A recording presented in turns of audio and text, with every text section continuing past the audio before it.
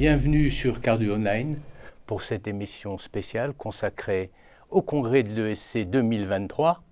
Je suis Serge Covenator et j'ai le plaisir d'animer cette émission avec Christophe Leclerc. Christophe est président de la SFC, vice-président de l'ESC.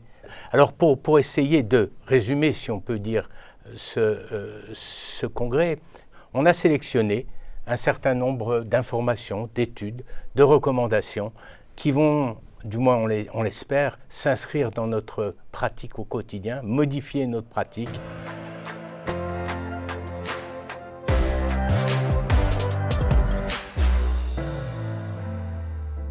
Mon coup de cœur de l'ESC 2023 est différent des coups de cœur que j'ai pu avoir auparavant, puisque d'habitude on parle d'essais thérapeutiques, on parle d'études. Et cette fois-ci, mon coup de cœur va vers une étude très particulière, une étude médico-économique sur le coût des maladies cardiovasculaires en Europe.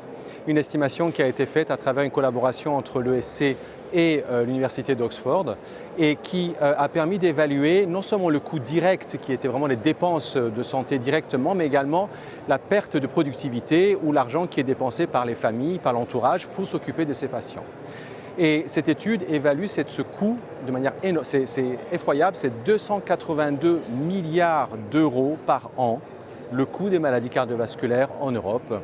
C'est bien au-delà de ce qui est estimé actuellement même pour le cancer, qui est toujours l'autre grande maladie en termes de santé publique.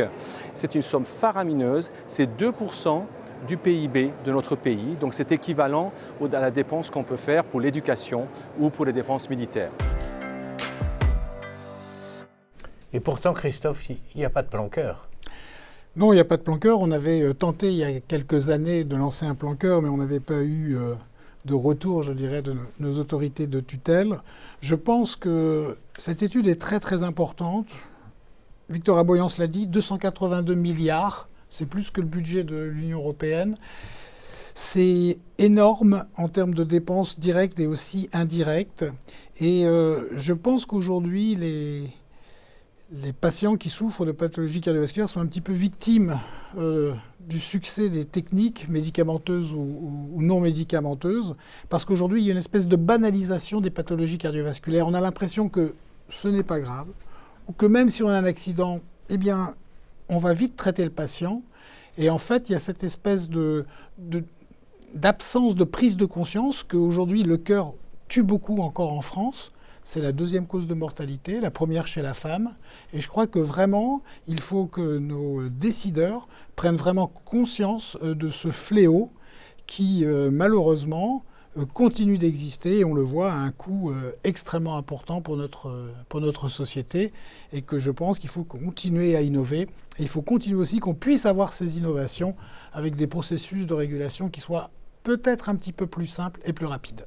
Et puis la place, c'est une manière de faire une transition, la place vers la prévention. Tout à fait. Alors la prévention est un enjeu majeur parce que le meilleur moyen pour moi de traiter une maladie, c'est surtout de ne pas l'avoir.